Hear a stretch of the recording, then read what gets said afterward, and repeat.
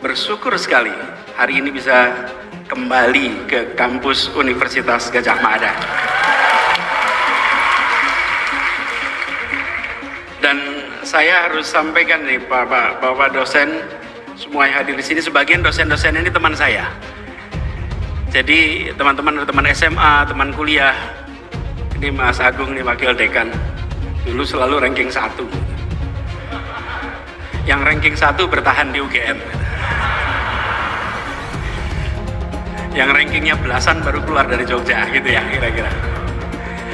Tapi saya bersyukur, kenapa? Panitianya luar biasa persisten mengundang gitu. Jadi namanya Yusuf Maulana, di mana ini Mas Yusuf Maulana? Mana Yusuf Maulana? Oh ini ya. WA sehari 3 kali, lebih sering dari minum obat. Ngecek bisa datang atau tidak, saya sampaikan insya Allah nanti diatur, karena prinsipnya begini, lebih baik mendadak datang daripada mendadak batal, ya kan? Sudah spanduk dipasang, tapi kelihatannya panitia Jamaah Salahuddin sama Masjid Kampus ini sama. Saya juga dulu ketika panitia begitu, pasang dulu namanya, tulisi di bawahnya, menunggu konfirmasi. Lah ya kalau nggak datang dikira belenjani loh. Jadi alhamdulillah sampai juga di kampus tercinta. Sore tadi saya mendarat, kemudian sempat mampir di Jalan Kaliurang, rumah kami dulu, dan akhirnya sampai juga di Masjid Kampus yang suasananya Masya Allah. Ini menggambarkan Gadjah Mada tetap sebagai sebuah universitas perjuangan. Walaupun kelihatannya sudah kelasnya beda. Kalau dulu jajarannya sepeda dan motor, kalau sekarang padatnya mobil juga. Kelihatannya Gadjah Mada sudah naik kelas. Kita dulu ketika kuliah merasakan kampus desa. Nah, saya dapat temanya perkotaan, dibicarakan di kampus yang ngurusin pedesaan. Dulu kita itu memang agak, zaman angkatan kita agak terbelakang. Bahkan KFC baru buka di sini, teman-teman. Kalau KFC udah banyak, zaman dulu baru pertama kali buka. Kami rombongan datang ke sana beli KFC di Malioboro. Datang pesanannya, terus ada kentang goreng. Terus orangnya tanya, Mas, ini anak-anak aktivis semua nih. Mas, udah lengkap belum pesennya? Masih kurang Mbak, kurang French fries. Lah padahal kentangnya sudah di situ. Okay. Cuman kita itu tidak tahu bahwa kentang goreng itu adalah French fries. Itulah mahasiswa Gadjah Mada waktu itu kira-kira. Efisiensi birokrasi tentu ini berangkat dari pengalaman saya memimpin Jawa Tengah. Seluruh caci maki, seluruh protes pasti akan datang kepada pemerintah, antara kepada saya. Jadi kalau tiap hari mendapatkan bully, itu sudah biasa. Atau barangkali beberapa pekerjaan yang kemudian tidak selalu sesuai dengan apa yang terjadi di masyarakat. Ada yang bawa spanduk mungkin mau menuliskan, dianggap buat saya tidak apa-apa, karena itu bagian dari exercise politik. Diangkat aja Mas, nggak apa-apa. Ya, ini bagian dari sholat tarawih yang selalu menarik di UGM. Inilah demokrasi.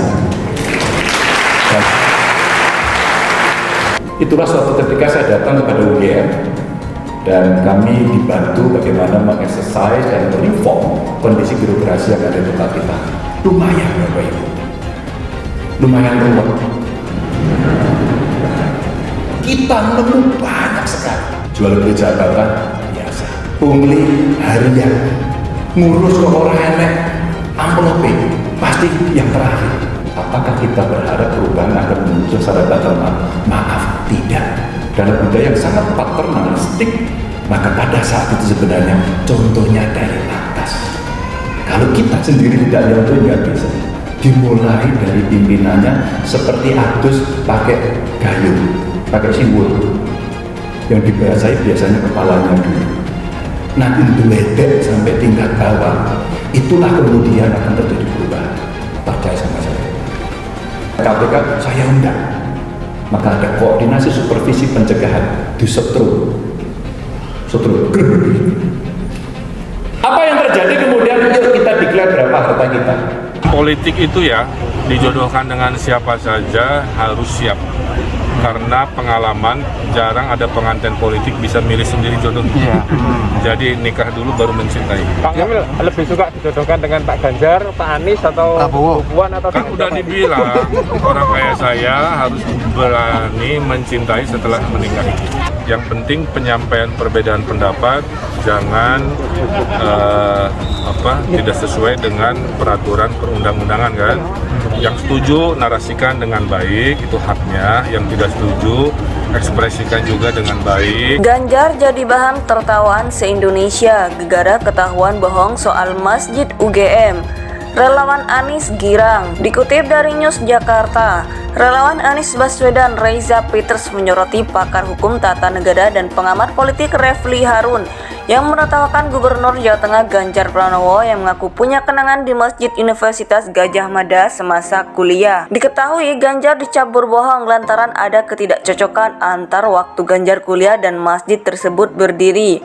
Menanggapi hal tersebut, Reza Peters mengatakan bahwa Ganjar menjadi bahan tertawaan masyarakat se-Indonesia.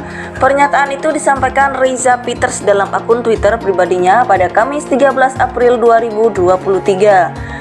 Bukan cuma Refli Harun kali, tapi se-Indonesia, ujar dia seperti dikutip dari News. Diketahui Ganjar Pranowo dapat sorotan tajam karena dianggap ngibul terkait cuitannya di Twitter.